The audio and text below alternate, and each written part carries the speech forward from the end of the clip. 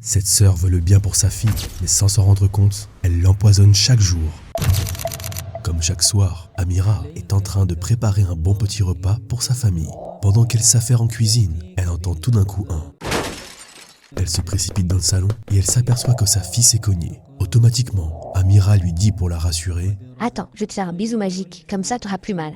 1 heure plus tard, Amira couche sa fille et lorsqu'elle éteint la lumière, cette dernière lui dit. Allume la lumière, j'ai peur. Amira lui répond.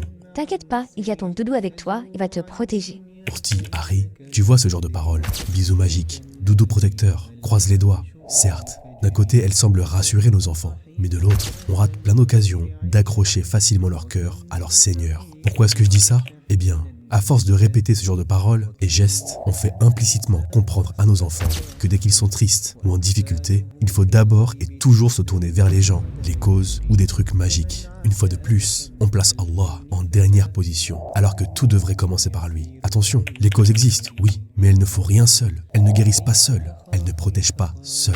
En vérité, c'est Allah qui décide de tout et qui a le contrôle total. C'est pour ça qu'il faut enseigner à nos enfants de d'abord chercher l'aide auprès de leur Seigneur, puis ensuite de faire les causes pour régler un souci ou atteindre un objectif. Partage cette vidéo, abonne-toi et si tu veux aider tes enfants à aimer leur religion, on a réalisé un e-book sur les 5 erreurs à éviter pour ne pas les faire fuir du dîn. C'est gratuit, donc pour le recevoir, Clique sur mon profil, puis dans le lien dans ma bio.